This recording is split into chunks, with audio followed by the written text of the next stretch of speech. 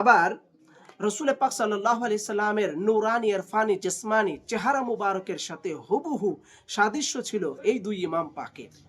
এই হাদিসে পাকটা বেশ কয়েকটা কেতাবের মধ্যে আছে। তারপরে তার ভেতরে ইমাম তিরমিজি এনেছেন আর জামিউস সহির মধ্যে আবু আবুল মানাকেবের পঞ্চম খণ্ড 660 পৃষ্ঠার ভিতরে এনেছেন। আবার ইমাম আহমদ ইবনে হাম্বাল তানার মুসনাদের প্রথম খণ্ড 99 পৃষ্ঠার মধ্যে এনেছেন হাদিস নাম্বার 774।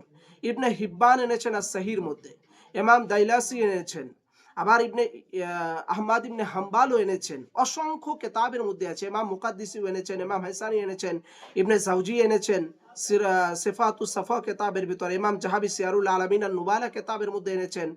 আন আলিজান কারামাল্লাহু ওয়াজহুল করিম ক্বালা আল হাসানু আশবাহু বিরাসূলিল্লাহি সাল্লাল্লাহু আলাইহি সাল্লাম মা বাইনা সদর ইলা রাসি ওয়াল হুসাইনু আশবাহু বিন নবী সাল্লাল্লাহু আলাইহি সাল্লাম মা কানা আসফালা মিন যালিক। হযরতে আমিরুল মুমিনিন মাওলা আলী ইবনে আবি তালিব আলাইহিস সালাতু ওয়াস সালাম রওয়ায়াত করতেছেন, আল্লাহর নবী সাল্লাল্লাহু আলাইহি ওয়াসাল্লামের চেহারা মুবারকের সাথে দুই ইমাম পাকের হুবহু সাদৃশ্য ছিল। ওনার বক্ষ থেকে, ইমাম হাসান আলাইহিস সালাম বক্ষ থেকে মাথা পর্যন্ত পুরোপুরি রসুল পাকের সাথে সাদৃশ্য ছিল।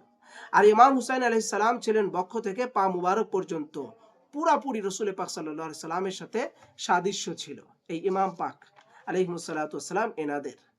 তো এনারা দেখতে হুবহু রসুল পাক সাল্লাল্লাহু আলাইহি সাল্লামের মতো দেখতে ছিলেন, যার কারণে রসুল পাক যখন তাবলীগে দাওয়াতের জন্য, ইসলামের তাবলীগ করার জন্য যখন বাহিরে যেতেন, সাহাবায়ে কেরাম রাসূলের চেহারা মুবারক দেখতে পেতেন না বলে বেচাইন হয়ে যেতেন, কষ্ট পেতেন। সমস্ত সাহাবায়ে কেরাম ওনারা ওনাদের দিলগুলো বেচাইন হয়ে যেত। ওনারা হযরতে ইমামে হাসান আর ইমামে হুসাইনের ঘর মুবারকে আসতেন, এসে ওনাদের দুজনকে ডাকতেন।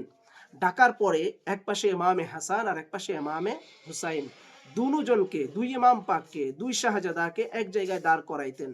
করানোর পরে সাহাবায়ে কেরাম ওনাদের দুজনকে জিয়ারত করে নিতেন।